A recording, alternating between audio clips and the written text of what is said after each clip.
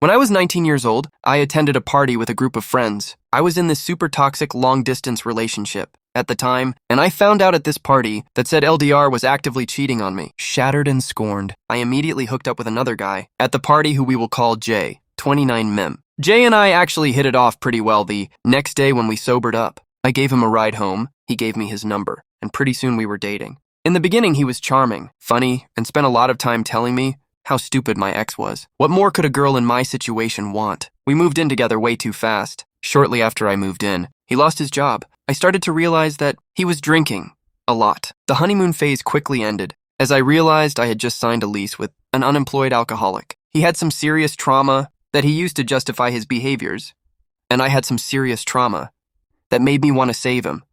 Fast forward 1 year, he still can't keep a job. I'm working 2-3 jobs to keep us afloat, and all that time outside the house is keeping me blissfully in denial as his drinking is steadily getting worse. I'm doing all the domestic labor to keep us clean, clothed and fed, because he just doesn't care about those things like I do. In my bones, I knew he was cheating on me, but I had no proof. I was having these insane nightmares of women approaching me in groups, and they were all pregnant with his baby. Of course, every time it was brought up, he called me crazy. He let me go through his phone. Where would I even be meeting women, he'd ask me, after another day spent alone in our unkempt apartment. Of course it was all my fault. I never got over my ex cheating, so I was just projecting on him. If you've ever been in a situation where you're desperate to catch someone cheating, you know how literally crazy it can make you. So when he shared a password with me to pay a bill and casually mentioned that it was the password he used for everything, I made sure to write it down for the future. A few weeks later, during a slow workday, I used the password to sign into his email. He had recently rejoined Facebook, and I was just sure that there'd be some nefarious notification that confirmed my rabid suspicions. What I found was so much worse than that. Every single day of our 18-month relationship, this man had been soliciting sex all over the internet. Dating sites, fetish sites, rambling emails propositioning his high school sweetheart whose phone number he had lost. The worst, though, were the Craigslist casual encounters ads. I don't think they exist anymore. But for anyone who doesn't know, there was a whole section of Craigslist dedicated to random hookups. He must have answered every single ad that got posted. Men, women, group stuff, weird kinks. He was apparently up for it, all as long as it was with anyone but me. Email after email, I got to read in detail about all the ways I didn't satisfy him.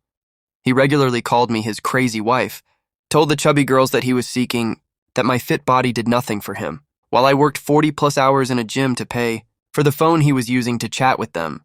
The worst of them all, though, was an email chain with a sex worker.